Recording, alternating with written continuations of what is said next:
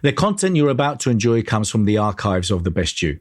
We're devoted to the very best in personal development, with a magazine and resources dedicated to inspiring and changing people's lives. At The Best You, we work with the world's leading writers and trainers on the evolution of the self, and people whose journeys have been affected by their work and words. For more information, go to www.thebestyou.co.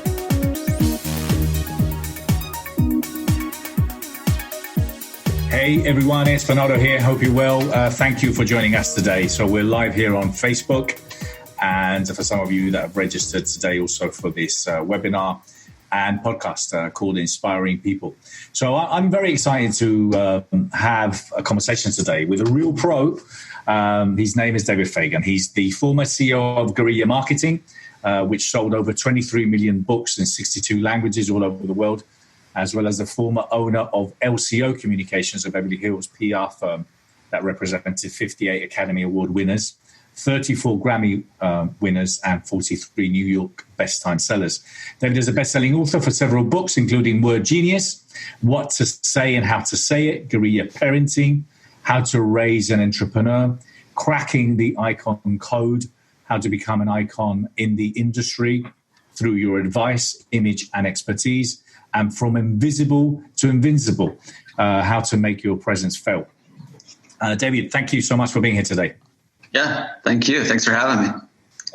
David, you must have started when you were 10, because I mean, you've got an amazing, you've got an amazing career. You've done so many things. Thank you.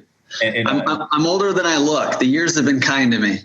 Yeah, well, good for you. Well done. Share that as well. One of the things that I wanted to kind of point out here. So I've known David for quite some time. I think kind of we have a lot of mutual friends, speakers, colleagues, and his name has come up so many times. And so many times we were trying to connect, and either he was in a different part of the world or I was. And when I was in England, he was in LA. When I was in LA, he was in England. That's true. Yeah. Yes. So we've always missed and struggled to work with each other. But, finally we got together only recently, actually. And but David, I've been following your career, personally, what you do. And I had the pleasure of kind of seeing you speak a little while ago. And I've got to say, you are really an extremely congruent guy, obviously, because it's what you do for a living. But, you're congruent with what you speak, with how you speak. And obviously your branding is second to none, so as someone that promotes a lot of people and has promoted a lot of people over the years, I think this is one of the struggles that I normally say is that there's such a lack of congruency with what people are trying to actually express, say that they do, and then it just doesn't become a reality. Yeah, absolutely. There's that message to market match that you want. That's said by quite a few people, including Joel Bauer, but message to market match. And it is a little bit tricky. What do you love? What are you really good at? And what will people pay you money for? You're trying to line up those things. What do you love? What are you good at? And what will people pay you for? And so, when you can align the stars, there's a lot of power in that. But it can be tricky for us entrepreneurs who have a lot of different talents and a lot of different ideas, and sometimes shiny object syndrome. And so we're out there doing a lot, and that can affect our branding for sure. So what does it take, to be that congruent? What does it take, for someone to be able to kind of really stand out, in this very fragmented, challenging industry that needs experts? Yeah. And we'll get into the specifics of where we are currently now, but I'm saying generally, what does it take? Yeah. Well, I think first of all, you just have to have a mindset of some very specific ideas and concepts. And there are ideas and concepts that probably won't come naturally to us. But you have to ask yourself, are you in the advice business? Do you make money off the advice you give, the expertise that you have? Doctors, attorneys, real estate agents, coaches, trainers, speakers, authors. You're really making money off the advice you're giving, the expertise that you're communicating and sharing. And if you are in the advice business, you really are the product. And that means that, you're really marketing yourself more than you're marketing anything else. So a lot of companies that have, products, they have something that is packaged and sits on a shelf. That's an entirely different business when it's actually us giving advice. So people want to know, who are you? What qualifies you? And there's this really popular 2-word question that people are either thinking and not saying, or they're literally saying it, Bernardo. And that question is, why you? Right? Why should I hire you? Why should I read your book instead of someone else's book? Why should I go to your event instead of someone else's event? Why should I get onto your Zoom video conference or Facebook Live instead of somebody else's? We all have a limited amount of time and resources. And so they kind of need to know why you. And so, in answering your question, you got to think about those things and answer those questions. And some of the more popular answers are things that qualify you to be somewhat of that icon in your industry or celebrity expert. Writing a book, having testimonials, having endorsements, winning awards, being featured in the media, being featured on stage, maybe you serve on a board of advisors or directors. But all of these types of things are independent third-party social proof that kind of says, why your advice maybe versus something else or someone else or somewhere else. And you talk about the 2-word question that people need to be able to answer. What is the question and why is it important? Yeah, well, that's what we're talking about now. It really is that why you. Why you? And I know that we get really excited about our creativity and our talent. Like, I love to write. I love to create visual aids, write books, create courses. I mean, if I could do nothing but that, I would just do that. My ego is not fulfilled by being on the media or being on stage, maybe contrary to some people's popular belief, but I'm really, believe it or not, more of an introvert. But I've realized that I have to understand that people are asking that question. They have so many options of how they spend their time and money that I have to answer the question, why me? People are saying, David, why you? David, why your book? David, why your event? And we all have to realize that. All right, Bernardo, why you? Why should I come to the Best You? I mean, everything on your website, everything in your videos, when you're talking about your Best You Expo, you're essentially telling them why this is worth their time and money. And sometimes, almost all the time, there's something else going on that's competing for that time and money. And so just starting with the knowledge that people are asking that question, why you, gives you that mindset of, okay, I've got to come up with a good answer for this. And the people who are the most successful are the people who can answer that question really well. Who makes the most money? The real estate agent that's been around for 20 years and has this amazing team, or the best marketed real estate agent? Who makes the most money? The chiropractor that has all the fancy degrees and they've done it for years and years and years. And, they've studied internationally and nationally and they have tons of offices, or the best marketed chiropractor? It's always the best marketed. I mean, even in books, which book sells the most? Is it the book that is the most well-written, like Oxford Dictionary level, expressed, communicated, or is it the best marketed book? And that marketing always starts with, why this book? Why this event? Why you? And, you've got to have answers for those questions. And so that's the mindset I want people to think of when they're in an advice business. You're an expert. You're an advisor. Hopefully you're a trusted advisor, and there's other people that do what you do. And there's enough out there for everyone. This isn't so much about competition, but you do have to compete a little bit for people's time and money and interest. And I'm going to jump in now to kind of where we are, with the current situation, obviously with everything going on. And because all of a sudden, I think pretty much everyone's reality is a new one. Look, hey, there were a lot of people that, their realities just got brighter. Anyone that was doing face masks or, hand sanitizers or, who was right. toilet rolls to the supermarkets. These guys are like, 20 days, 30 days orders, So now, but for those of us that, kind of, even if we did have, or we have a kind of an established business, but now all of a sudden, we really need to really pay. What do we do? And so I want to talk about two aspects. One is those that were thinking of maybe transitioning, those that have been standing on the fence for quite some time, maybe thinking they want to get into personal development. Maybe they want to stand out. They want to become an expert. They want to share their expertise, but they haven't taken action. This could obviously should be a wake-up call. So what's your thoughts on that, on holding back now? Yeah. Because a lot of people are holding back because they're scared, holding back because they don't want to take action, because they want to hold on to their money, because there's just so much uncertainty. What's your take on this? Well, now is a time for quite a bit of opportunity, and I can very much understand the natural inclination to be careful. And I would even advise people to be careful, but we should always be careful. But more importantly, there's an opportunity to understand that although there's a little bit less money in the marketplace, so many times the money doesn't entirely disappear, it just shifts. So where is that money shifted to? Like you just pointed out, there's some industries now that are they're doing phenomenal. And the money's just shifted. Even the technology we're using right now, Zoom, right, is doing extremely well. A lot of other people that were into video conferencing are now, finding this massive demand to the points where they cannot grow fast enough. There are various types of stores that are going really quickly. There are various type of manufacturing that's gotten really in demand. There's even inventions and patents that the government has come out and said, hey, can you kind of speed up the R&D here? But I think for most of us that are in the advice business, which is what we're talking about, today a lot, is there's a massive opportunity for people who feel like, hey, I've got time. They probably always had some time, but right now they feel like, hey, I have time. I'm not sitting in traffic. I'm not sitting in a car. I'm not going into an office as much.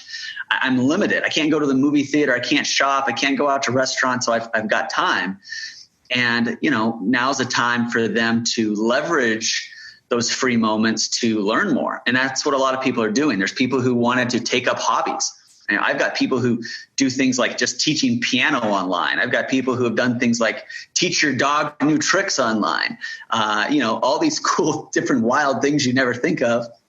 People are getting into. Like even me, I've wanted to learn how to play the piano myself. And I'm like, man, I'm going to sit here and look at YouTube videos about, how to do certain things online.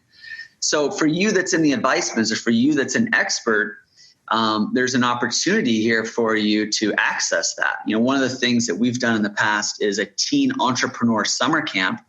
I don't really market it. I don't really advertise it. It's a big camp in California, been featured in Forbes magazine. It's with teenagers who want to be entrepreneurs. I got a call out of the blue or a text out of the blue this morning just saying, hey, are you going to be doing more teen entrepreneur conferences? And I hadn't even thought of that. I'm not even advertising that. But here's all these kids that are home, supposedly doing school online, supposedly. We'll see how that's going. And parents are looking for other things for them to do. So I'm just throwing out examples of other markets that are opening up.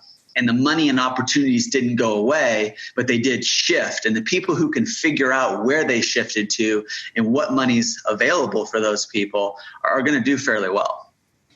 And it's exactly that, isn't it, David? So you're literally using your skills that you already have, and you're simply adapting to the new reality and to find, who could you serve in this time. So now, and I want to bring into this now all of a sudden, like, you open your Instagram and your Facebook and you've got the little red screens all over the place because everyone's live. Everyone and their cats and dogs are live. So now it's all of a sudden got very competitive on the online platform because, which Facebook live shall I watch? So there's just 6 going on right now. So yeah. I suppose part of it with that is linking to, okay, how can I take this downtime to, for example, create content? Because I do believe that, there's and I do want to talk about JVs afterwards, and obviously something that you've promoted very heavily over the years. But how easy or how difficult is it to create online content? If you're interested in finding your true purpose, if you're interested in finding your legacy, if you're interested in growing, if you are sick and tired of reading books that don't help you, haven't helped you, or are not helping you, or attending courses and seminars that haven't really had an impact in your life, I invite you to read my book, The Question, Find Your True Purpose, out now. For more information, go to www.thequestion.co. If you're interested in working with me, contributing, speaking at any of our many events, partnering, or licensing The Best You. For more information, go to www.thebestyou.co. I think it can be pretty easy. I'll give you an example. You can start off with a belief you have. Take anything that you believe in, and kind of put some words to it. Like, find out how you would quote it. Like, how would you phrase it? For example, I'm not a big fan of dreamers, which I think is a little bit controversial, which is also good. I'm more of a fan of doers. And so how might I word that? I kind of said, well, dreaming is good, but doing is better. Dreaming is good, doing is better. So I just created a quote here. Dreaming is good, doing is better. I created that years ago, but now I could write an article about dreaming is good, doing is better. That article could become a chapter. Those chapters could become a book. That quote, dreaming is good, doing is better, that I came up with just by forming my belief, could be added onto a picture of me. That's a meme. It can be turned into a slide. Slides are going to make a presentation. So it can be pretty easy. Start with a belief, turn it into a quote, turn the quote into an article, turn the article into a chapter, turn the article chapter into a slide, turn chapters and slides into a presentation or into a book. You can turn books into courses. I could turn that quote into a video. I could get on Facebook Live and just say, hey, I just wrote an article called Dreaming is Good, Doing is Better.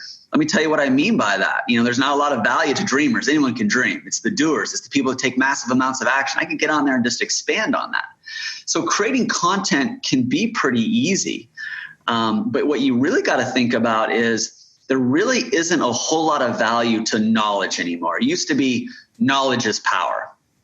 Knowledge really isn't power anymore. If you want knowledge, just get on Google. Everything's on Google, right? We just find YouTube, Facebook, whatever. Really, wisdom is power, right? And wisdom is, the idea that some truths have greater value. What truth has the greatest value? And how do you implement those truths? How do you teach those truths? A lot of people are coming out and saying, hey, I've got a new course. Now, you don't have a new course. You've got a workbook. Nothing wrong with a workbook, but a workbook to me really isn't a course. A course is a workbook. It's PDFs, it's visual aids, it's tests, it's homework, it's assignments, it's video. That's a course. So what we're seeing right now is a lot of people are rushing to create content, and everybody wants content. Smart TV networks and stations want content and shows. Social media networks want content, right? Content. So not all content is created equal. Not all books are created equal. Before it was like, hey, good is good enough. Just have a book. Good is good enough. Just have a workbook. Good really isn't good enough anymore. You do the best you can with what you have to work with, Bernardo. Start with whatever you can possibly do, but just realize that in the coming months, there is already a massive amount of content and more of it coming all the time. Udemy, huge, massive amounts of books, something like 11, 12,000 new books put up every month on Amazon. If you're going to create something new, you're going to have to make it compelling. You're going to have to make it interactive. And people want to engage super learning. So you got to start becoming a super teacher, a super professor. One of the things we've spent a lot of times researching is just how do people learn? And we don't all learn the same. We don't all learn from reading. If most of our entrepreneur friends learned from reading, they would have stayed in school, right? They would have stayed in college. But most people got out of school and got out of college because they want to be an entrepreneur, mostly because they didn't learn that way. They learned through seminars and conferences and face-to-face and being an apprentice. So how are you going to create content that is going to help people learn from all kinds of backgrounds? And I want to talk to you about books, and this is kind of something I was sharing yesterday myself, actually, about partnerships and working together. And I think if anything is coming from what's going on at the moment is how many people are coming together to collaborate, to work. I know it's something that you've obviously been doing a long time and encouraging J joint ventures. I particularly, obviously, with the Best You Expo has always been about that. It's about combining forces. You can run an event and you can have, 5 speakers and maybe 100 people. But if it's 150 of us, then all of a sudden we're going to get tens of thousands of people. Yeah. So obviously, I think we're in a different time now as well, where where collaboration is king.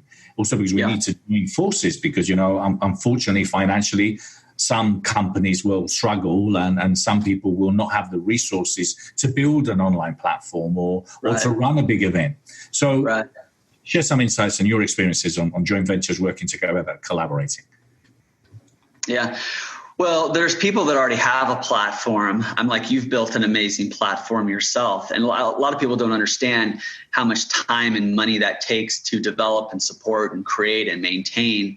So one of the, some of the advice I would give people is, look, there's no need to reinvent the wheel.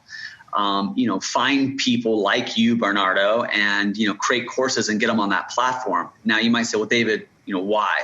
Well, your platform probably doesn't have a lot of traffic, you, the listener right now, if you're just starting out, if you're just creating a platform. But, if you can get on someone like your platform, Bernardo, you've got all these faculty, experts, people putting content.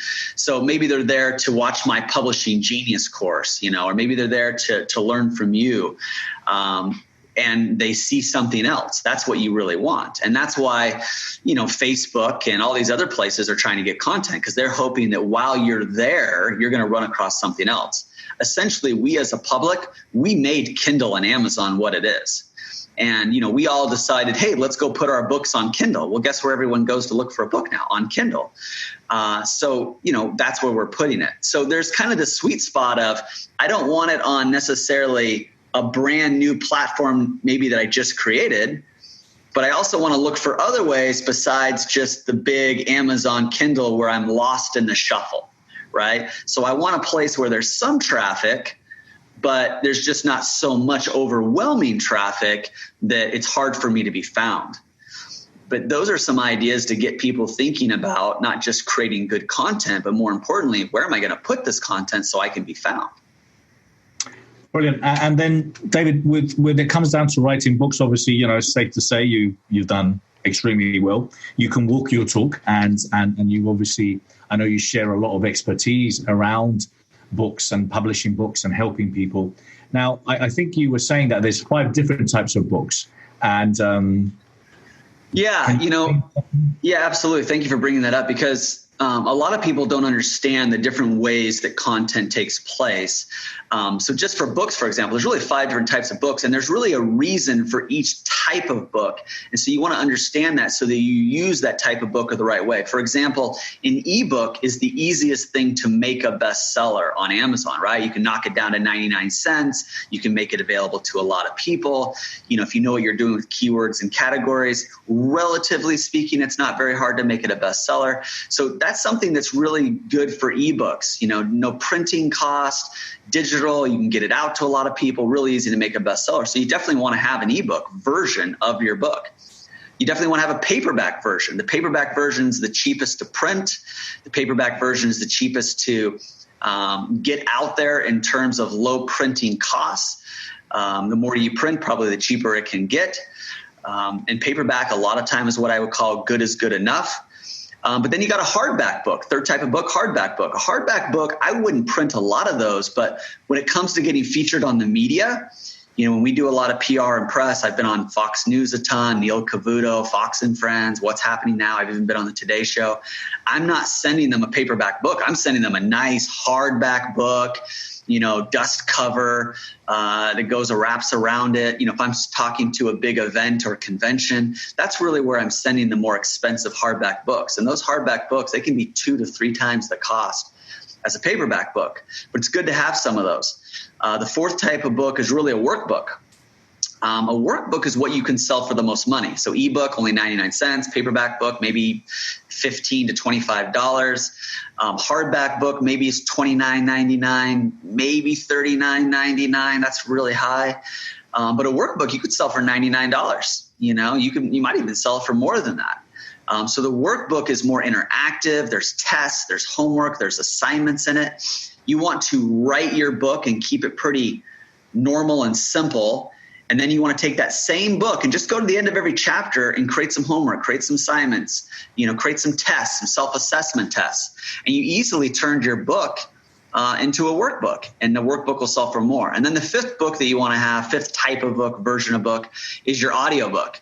And the advantage of the audiobook is that's really how most people are consuming content nowadays. They want to turn it on. Maybe they want to speed it up. Some people don't even realize that when you're listening to books online, you can actually go 2x, 3x, 4, you can just really learn quickly.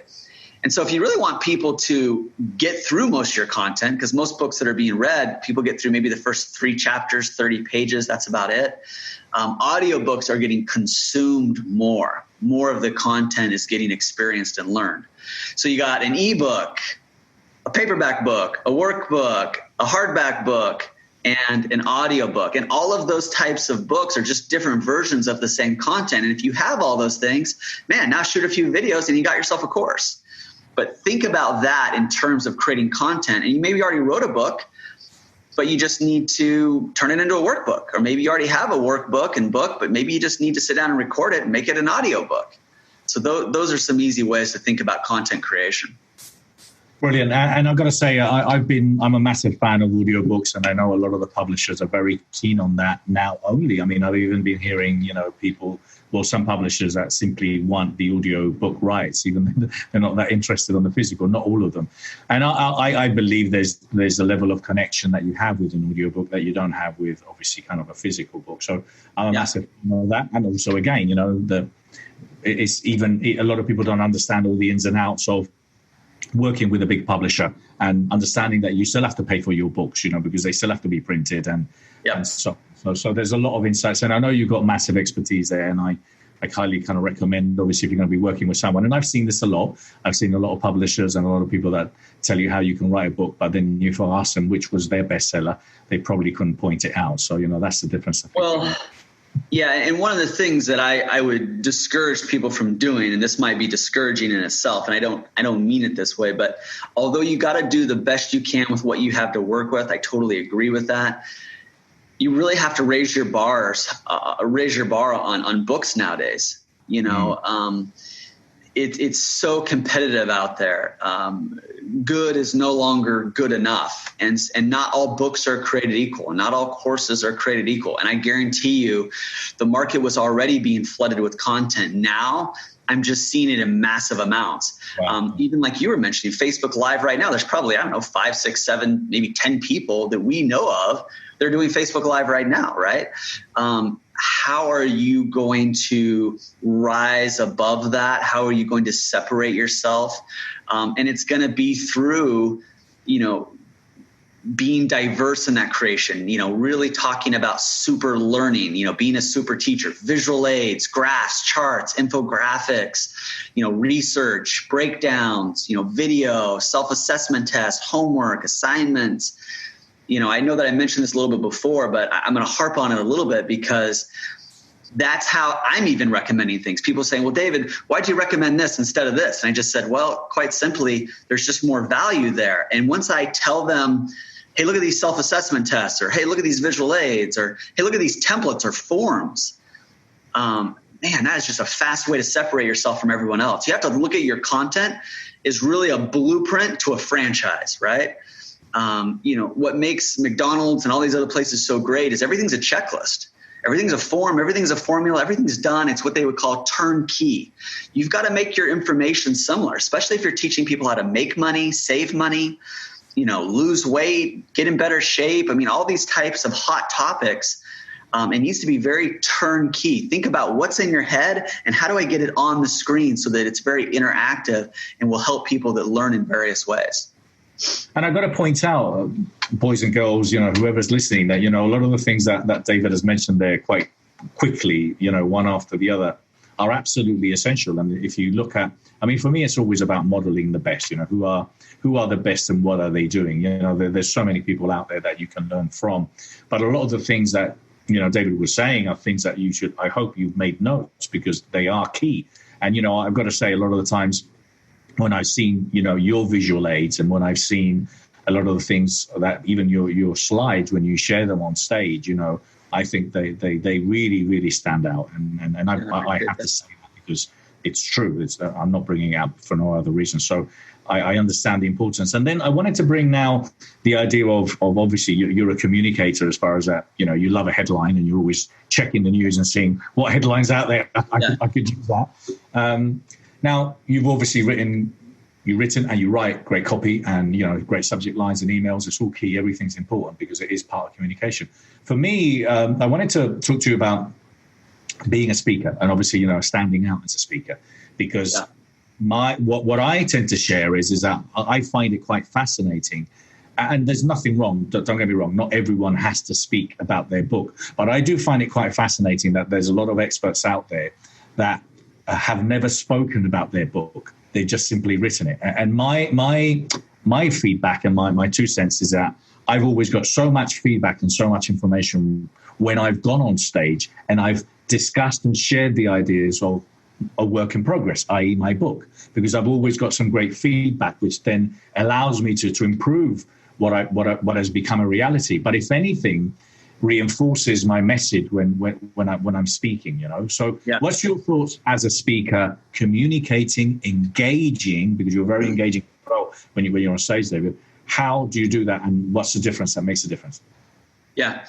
I would simplify things a lot down into what I would call feelings that people need to feel in order to move forward. And, there's some core feelings that really help make it very easy for someone to decide to work with you, to read your book, to listen to you more, to buy your course. So, I talk about what to say and how to say it. A lot of it comes down to creating those feelings. Some people might say, oh, it's the experience you create. That's true. That's part of it. But I think you could be even more specific. So people should feel like you're the authority, when watching them. Okay. People should feel like, you're that expert, what you're doing. You've been around for a really long time. So that's a really important aspect to it. What are you doing as you're speaking so that they feel that, you're the authority? Some other feelings you want them to feel is that there's a perception of value. What slides are you creating?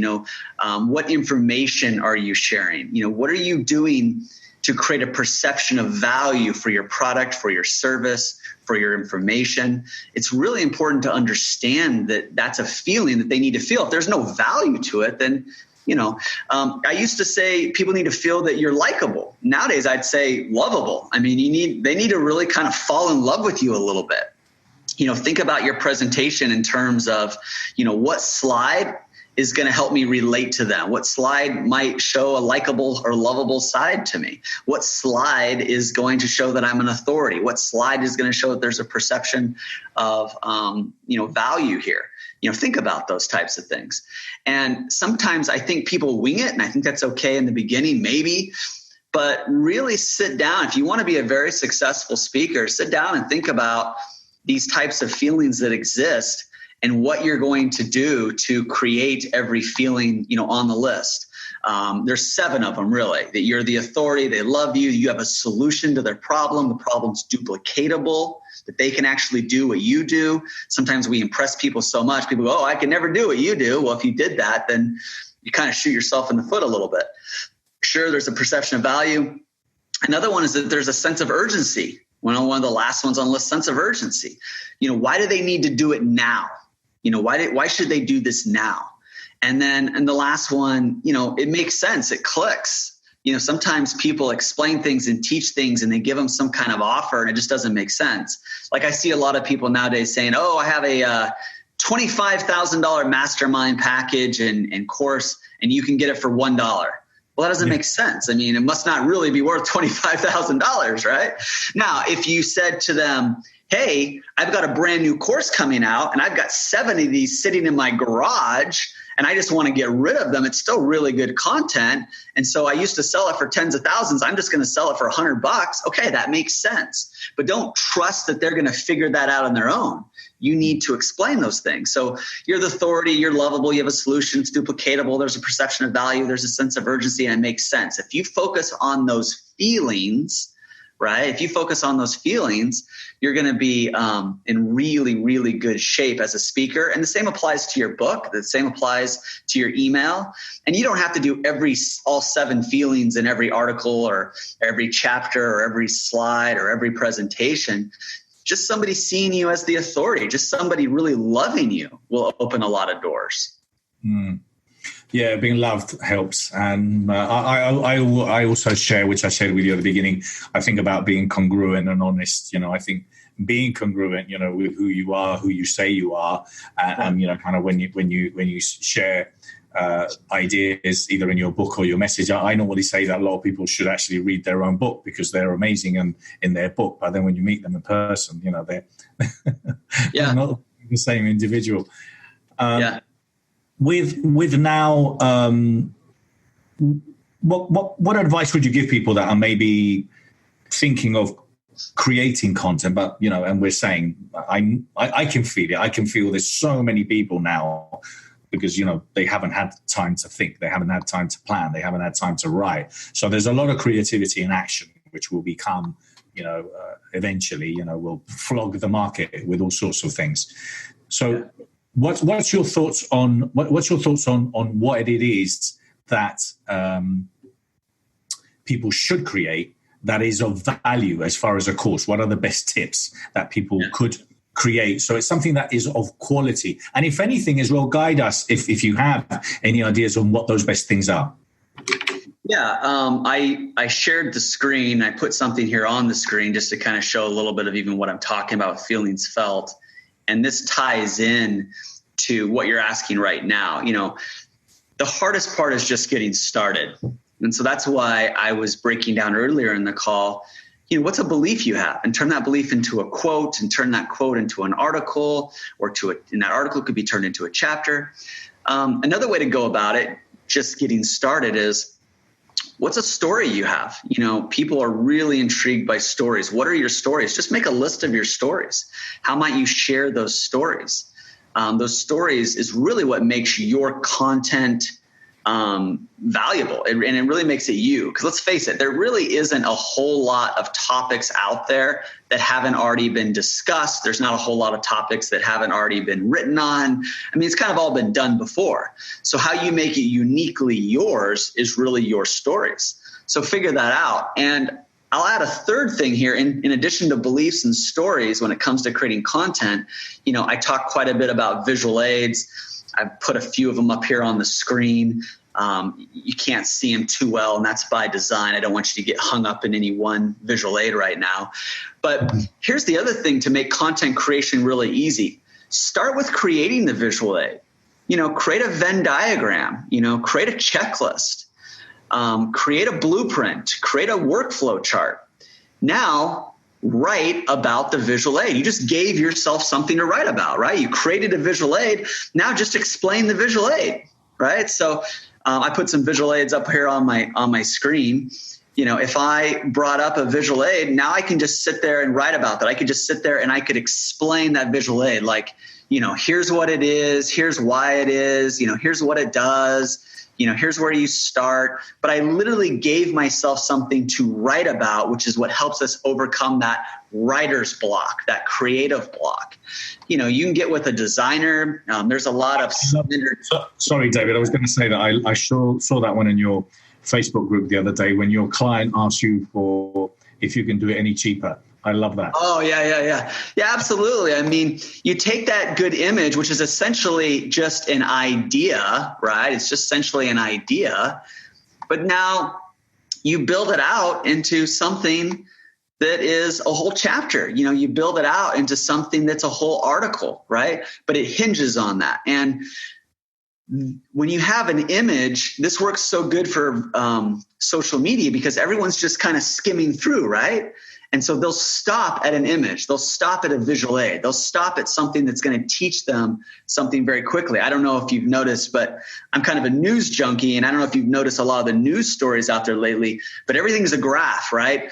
Everything is a pie chart. Everything is a visual aid trying to break down what's happening and where it's happening and how it's happening, because that's how a lot of people consume content. We don't want to have to read 4 or 5 pages when one visual aid will just teach us something. And I think this is probably one of you want to be a super teacher and you want to have super learners and you want to be in content creation. Start thinking about what are the ways that I can teach something very complex and make it very simple in a very short amount of time.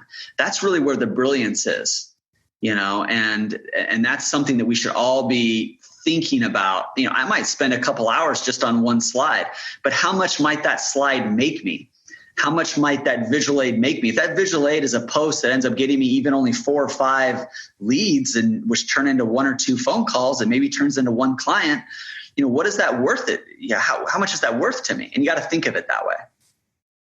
If you're interested in watching the video content of this interview and many others, or interested in learning from world leaders and teachers, go to www.thebestyou.online.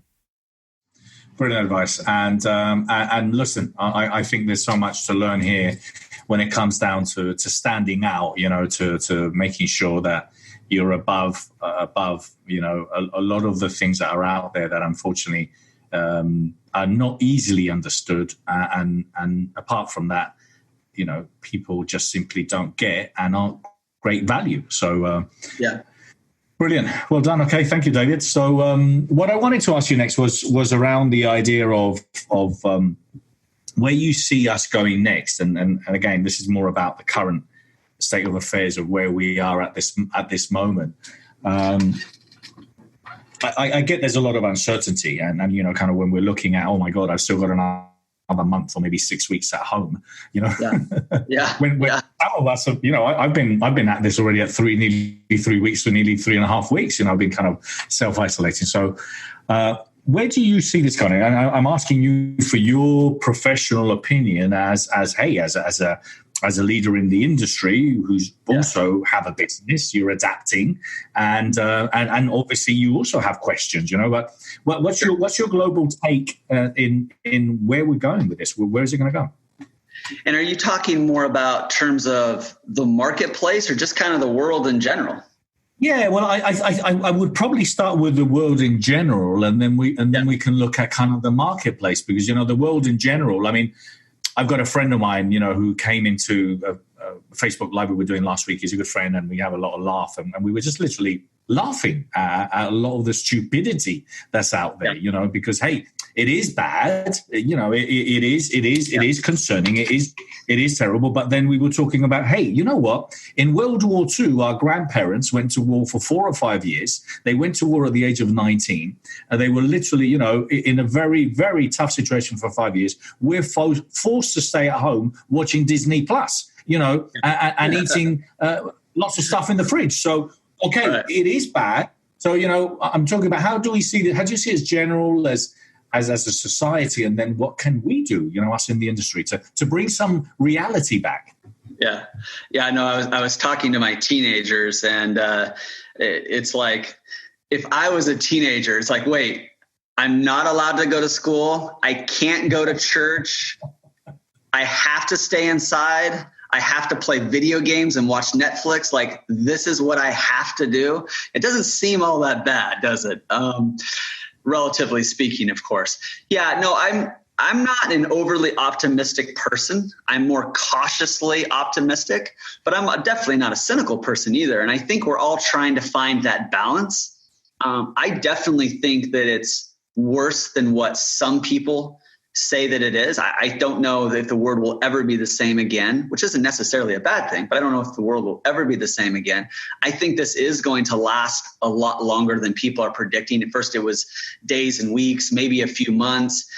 I don't think that. Even if we do come back 2, 3, 4 months from now, meaning not so many restrictions, I don't even think the world is going to be real excited to accept it. A lot of the data I see, people aren't real excited to hustle back out to a ball game. They're not real excited to hustle back out to the movie theaters and things like that. So I think we're going to be like this, for 6 to 12 months. And in some ways, we're never going to be the same again. And although there's a lot of opportunity, certain marketplaces are going to get really, really competitive. And there's an expression of good times create bad policy. And what I mean by that is some of us might have kind of been a little bit in cruise control. We might have been a little bit spoiled. We were kind of ahead of the game. We were the top of our industry. Well, now there's a lot of people who have kind of wanted to do what we do, who have now been kicked off the ship in the corporate world. And guess what? They're entering our field. They're entering our industry. And if you think you're going to just sit back and do what you've always done and make good money, you're going to be horribly disappointed, because there is a lot of new people that are going to start doing what me and you do. They're going to start speaking. They're going to start writing. They're going to start creating. They're going to get on video. They're going to share their thoughts. They're going to share their ideas. And I'm happy for all of them, but it should be a wake-up call to some of us who have, quote unquote, been in the industry. You guys, all of us, I include myself, we've been maybe a little bit spoiled, and we've done a good job at what we've done. But what we've currently done over the last couple months and last couple years, whatever it might be, that's no longer going to work next month and next year. Like, you're going to have to really raise your game. You're going to have to really go next level, because instead of having thousands of people doing what you do in your area, you're going to have tens of thousands, hundreds of thousands. And so, really ask yourself, what can I do to go next level, to learn technology, to learn Zoom, to learn social media, to learn video, to become a better writer, to become a better content creator, to become a better teacher, to become a better learner. You're going to have to really raise your game if you want to do better, if you want to continue to even coexist at where you have been over the last couple of years, is my opinion. Yeah, no, I agree. I do think to a degree, it will take time for things to get back to whatever normal was. I am concerned about, how many phobics are going to come out of this, how many people with some serious issues are going to come out. Because, I'm not being funny. This has been literally, 2 weeks?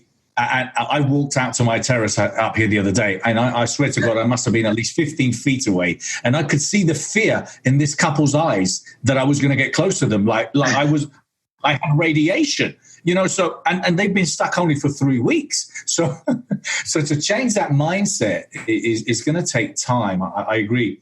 But I do really believe that what people should be doing is definitely 100% is focusing on learning those new things, and that's kind of where, So Bernardo, this is how you're going to see Zoom calls pretty soon. Yeah. I know. It's absolutely mad. This is us out jogging now. This is us out jogging. And it's funny. Not funny. Like, it's crazy. It's like you would have normally seen somebody like this and you would have laughed at them. Even a month ago, I would have laughed at them. But now we're like, yeah, that seems about right. That sounds legit. Yeah, that guy seems to know what he's doing. Yeah. But I think, and this is kind of one of the things that for me, obviously, because again, I'm a solution-driven guy. We've done with the Best You Online, we've got a lot of content.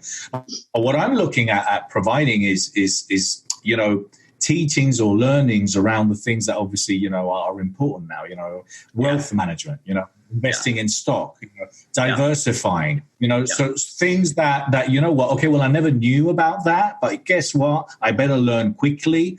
And then, because, I was talking to someone who's a wealth management coach, and she was saying to me quite rightly, she says, if you consider yourself a coach and a mentor and a trainer, how much of that do you actually spend giving people advice on wealth? And I said, you know what? None. Nothing, never, because it wasn't my focus. My focus was on the mindset. But quite rightly, if there's no wealth, if there's no money in the bank account, guess what? It's completely irrelevant, because, having the mindset, you're going to feel terrible. So it is definitely a time for people to start learning. And I'm saying pointed this out quickly, pronto, very, very pronto. All right. So, David, any last things you want to share with us? And I'm going to be sharing some links here with David. Obviously, this is going to be recorded. We'll be sharing it on our podcast as well. We're putting out there as well. And I've shared your link. But is there anything in particular that you felt that, you wanted to share here today? Yeah. One last thing I would share, although we need to up the level of the quality of our content, we don't need to give as much content as we might think. And so one of the things I still see a lot of is people working on this masterpiece, right? It's this 100,000 word, 200,000 word, manuscript. It's this, 100 hours worth of videos. I guess I would just leave you with the thought of it really doesn't need to be that. And people don't want that. So much of what people's expertise is out there can be divided up. Don't be afraid to have, a 30 to 60 minute course on video with a bunch of backup material. Don't be afraid to have 2, 3, 15 to 20 minute videos, like in the past, maybe it's like I have a huge course on content creation, and inside there I have visual aids and writing stories and feelings. Now I could go to just visual aids, and just within the world of visual aids talk about infographics, and I could do a course just on infographics, and that would be of value to somebody. So the idea that it's this huge monstrous thing that you got to create is really a myth. And so find ways to chunk down those ideas. Yes, they're still a part of something bigger that you want to have, but break it down. Like, so you talk about mindset. You could take 1 or 2 things on mindset, and create something that's 20, 30 pages long, create something that's, 2 or 3 videos, create something that has 1 or 2 self-assessment tests.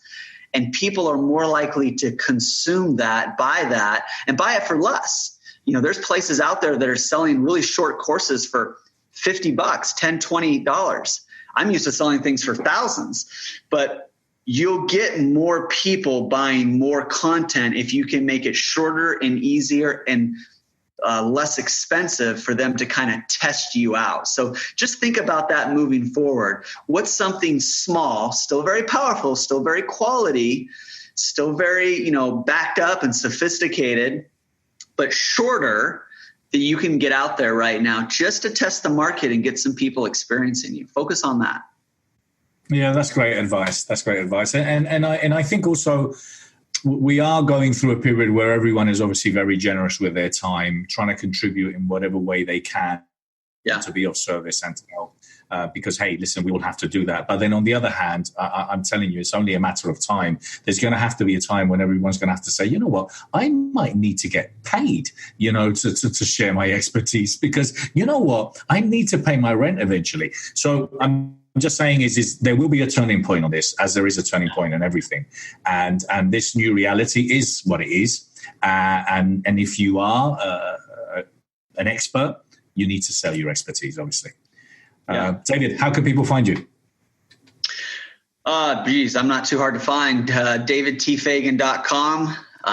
I've got a ton of websites. I mean, a lot of our event stuff is at the jvsalessummit.com, which is starting to go digital. We're going to do our JV event online here, end of this month, April 27th to the 29th. There's a lot of information at jvsalessummit.com. Definitely want to have you be a part of that. But,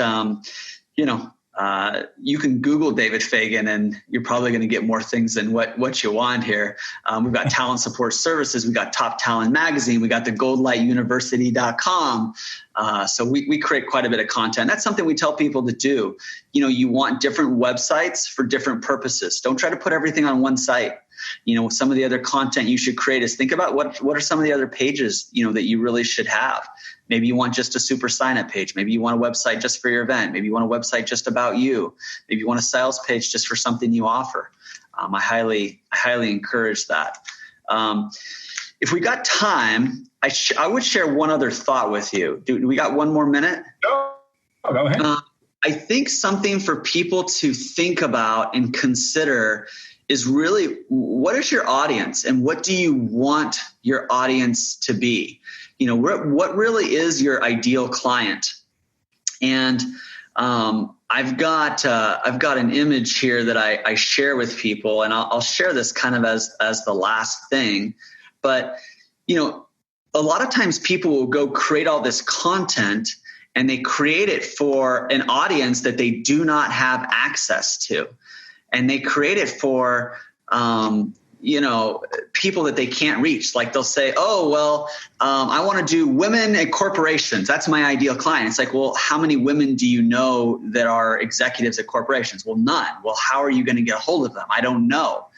So I've kind of created this Venn diagram here, kind of practicing what I preach. What is your ideal client?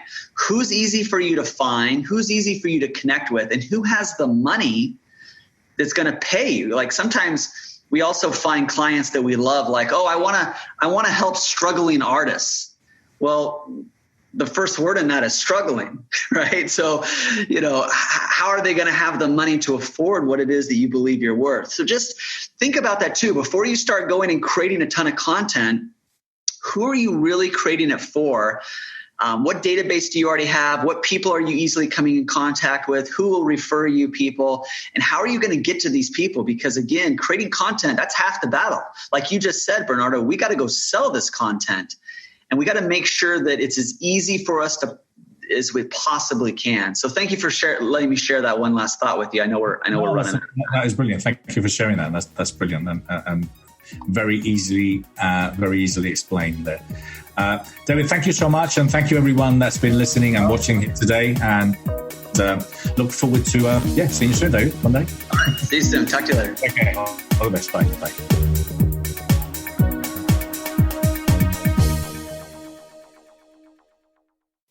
For more information, go to www.thebestyou.co.